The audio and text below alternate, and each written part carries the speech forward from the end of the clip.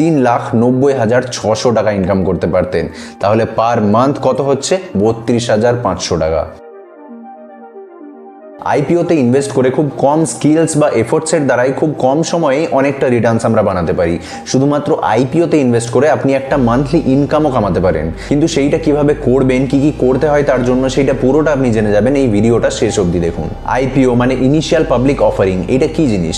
যখন একটা কোম্পানি তার শেয়ারস পাবলিককে অফার করে পাবলিকের কাছ থেকে টাকা ওঠায়, এই প্রসেসটাকে বলা হয় আইপিও। এই প্রসেসটার মাধ্যমে সে স্টক মার্কেটে লিস্ট হয়, এনএসই বা বিএসসিতে লিস্ট হয়, যেটার পর আমরা তার শেয়ারস এক্সচেঞ্জে ট্রেড করতে পারি। আর এই প্রসেসটা ম্যাক্সিমাম 7 দিন মতো চলে। মানে প্রথমে আমরা অ্যাপ্লাই করব, তারপর অ্যালটমেন্ট পাবো। অ্যালটমেন্ট মানে 10 জন যদি অ্যাপ্লাই করে, হয়তো সবাই অ্যালটমেন্ট পাবে না, 3-4 জন অ্যালটমেন্ট পাবে, তো সেইটা আগে ডিসাইড হবে, তারপর স্টক মার্কেটে সেই কোম্পানিটা লিস্ট হবে। এবার ম্যাক্সিমাম লোক লিস্টিং এর দিন যে লিস্টিং গেইনটা পাওয়া যায়, মানে আইপিও ধরুন সেই কোম্পানিটা 100 টাকায় তার শেয়ার ইস্যু করলো, এবার লিস্টিং এর দিন সেই শেয়ারটার প্রাইস, তার ডিমান্ড যদি বেশি থাকে, হয়তো 150 বা 200 টাকায় লিস্ট হলো।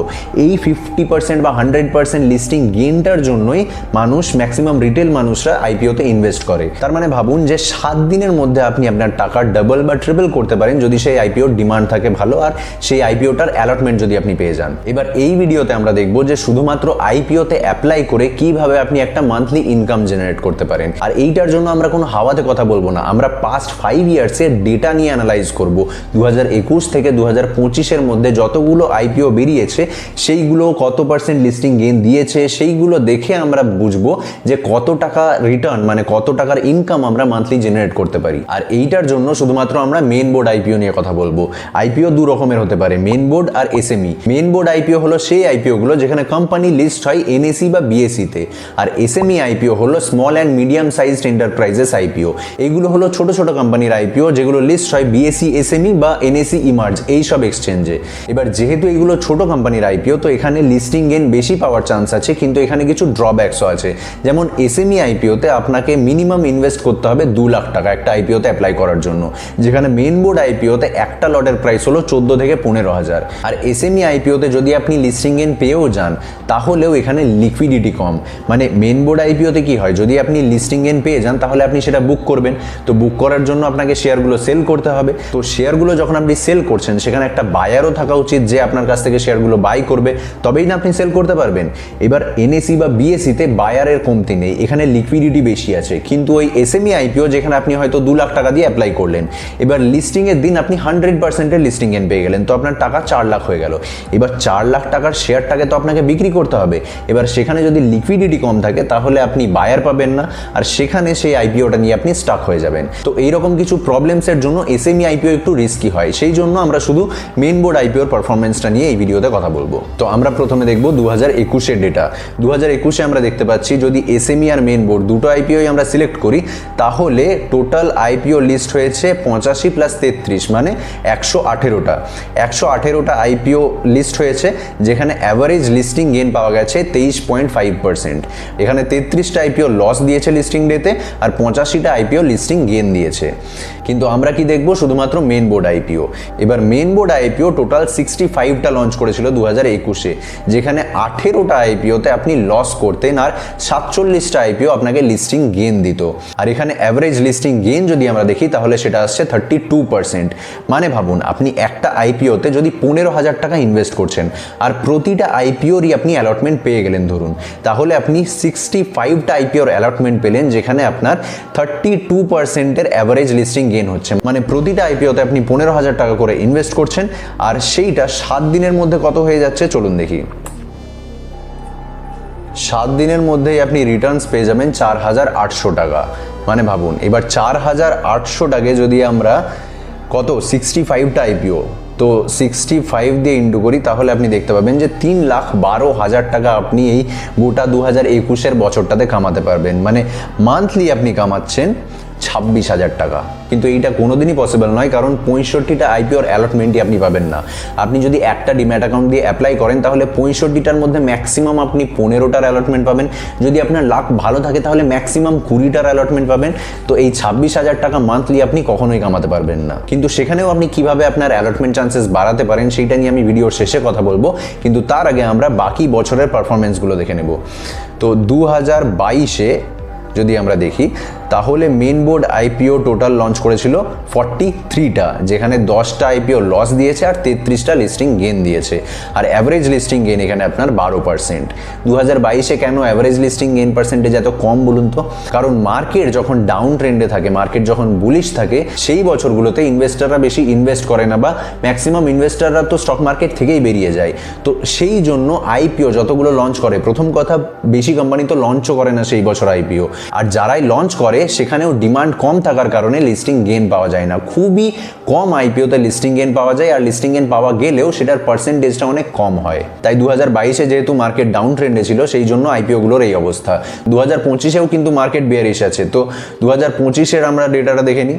2025-এ main board IPO total launch হয়েছে 42টা, এখানে লস দিয়েছে 8টা, বেশি লস দেয়নি, কিন্তু 34টা আইপিও যে লিস্টিং গেন্স দিয়েছে সেখানে অ্যাভারেজ লিস্টিং গেন্স কত?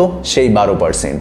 এইবার আমরা 2023 আর 24-এর ডেটাটা দেখবো, কারণ 2023 আর 24-এ মার্কেট অনেকটা উঠেছে, মার্কেট বুলিশ ছিল, সেই ডেটাটা এবার দেখবো। তো 2023-এর ডেটা যদি আমরা দেখি তাহলে দেখতে পাবো যে মেন বোর্ড আইপিও লঞ্চ হয়েছিল 60খানা, যেখানে 7টা আইপিও লস দিয়েছিল আর 53টা আইপিও লিস্টিং গেন দিয়েছিল, আর অ্যাভারেজ লিস্টিং গেন এখানে 26%-এর। 2024-এর ডেটা যদি আমরা দেখি তাহলে দেখতে পাবো মেন বোর্ড আইপিও লঞ্চ হয়েছিল 93টা, যেখানে 77টা আইপিও লিস্টিং গেন দিয়েছিল, আর এখানে অ্যাভারেজ লিস্টিং গেন হলো 28%। 28%-এর লিস্টিং গেন মানে প্রতিটা আইপিওতে যদি আপনি 15,000 টাকা ইনভেস্ট করছেন তাহলে আপনি লিস্টিং গেন পাচ্ছেন 4,200 টাকার, এক সপ্তাহের মধ্যে 4,200 টাকা। এইবার 93টা আইপিও যে লঞ্চ করেছিল, তাহলে আপনি সেই 2024-এ 3,90,600 টাকা ইনকাম করতে পারতেন। তাহলে পার মান্থ কত হচ্ছে? 32,500 টাকা। কিন্তু এই যে বললাম আপনি এতগুলো আইপিওর অ্যালটমেন্টই পাবেন না, তাহলে কিভাবে আপনি আপনার অ্যালটমেন্ট চান্সেস বাড়াতে পারেন? প্রথম কথা, আপনি যদি একটা ডিম্যাট অ্যাকাউন্ট থেকে অ্যাপ্লাই করেন তাহলে আপনার আইপিও অ্যালটমেন্ট চান্সেস কত হবে? হয়তো সারা বছরে 15%, 20%। কিন্তু যদি আপনি 3-4টে ডিম্যাট অ্যাকাউন্ট থেকে অ্যাপ্লাই করেন, মানে আপনার মায়ের, বাবার, দাদা, দিদি যে আছে তাদের যদি ডিম্যাট অ্যাকাউন্ট আছে তো ভালো, না থাকলে আপনি যদি খুলিয়ে পুরো 3-4টে অ্যাকাউন্ট থেকে অ্যাপ্লাই করেন তাহলে আপনার অ্যালটমেন্ট চান্সেস 50-60% পর্যন্ত চলে যাবে। তো 32,000 টাকা যদি আপনি নাও কামাতে পারেন, আপনি 16 থেকে 20,000 টাকা তো কামিয়ে নিতে পারবেন। এইভাবে আপনি আপনার অ্যালটমেন্ট চান্সেস বাড়াতে পারেন। কিন্তু আপনার যে অ্যাভারেজ লিস্টিং গেইনস, এইটা আপনি কিভাবে বাড়াতে পারবেন? এইটা বাড়ানোরও উপায় আছে। মানে যেই আইপিওগুলো লস দিচ্ছে সেগুলো যদি আপনি আগের থেকেই আইডেন্টিফাই করে নিতে পারতেন আর সেইগুলোতে আপনি ইনভেস্টই না করতেন তাহলে কেমন হতো? তো সেইগুলো আইডেন্টিফাই করার জন্য আমাদেরকে দেখতে হবে গ্রে মার্কেট প্রিমিয়াম।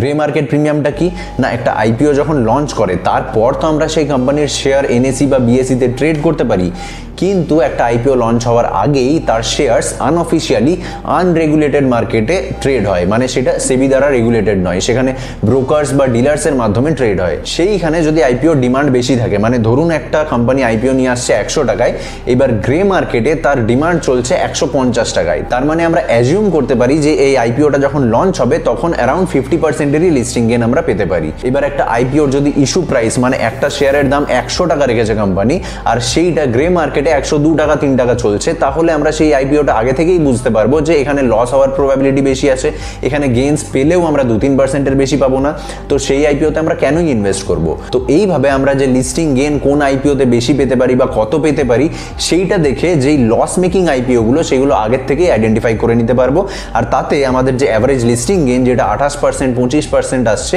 সেইটা আরও বেড়ে যাবে, হয়তো সেটা 30-35% হয়ে যাবে। তো এইভাবে বেশি অ্যাকাউন্টস থেকে অ্যাপ্লাই করে জিএমপি দেখে অ্যাপ্লাই করলে আপনি আপনার অ্যাভারেজ লিস্টিং গেইনের পার্সেন্টেজটাও বাড়াতে পারেন আর আপনার অ্যালটমেন্ট চান্সেসও বাড়াতে পারেন। হয়তো আপনি 20,000 টাকা মান্থলি এইভাবেই কামাতে পারবেন। এবার এই যে পুরো ভিডিওটাতে এখানে আমি থিওরিটিক্যালি কথা বললাম, ডেটা নিয়ে কথা বললাম, প্রবাবিলিটি নিয়ে কথা বললাম, কিন্তু প্র্যাকটিক্যালি কত পাবেন, কত টাকা আপনি কামাতে পারেন সেইটা কিন্তু আপনি দেখলেন না। সেইটা দেখতে চাইলে আমি নিজে 1 বছরে আইপিও থেকে কত পার্সেন্টের লিস্টিং গেইন বা কত টাকার লিস্টিং গেইন বুক করেছি সেইটাও আমি একটা ভিডিওতে শেয়ার করে দেবো।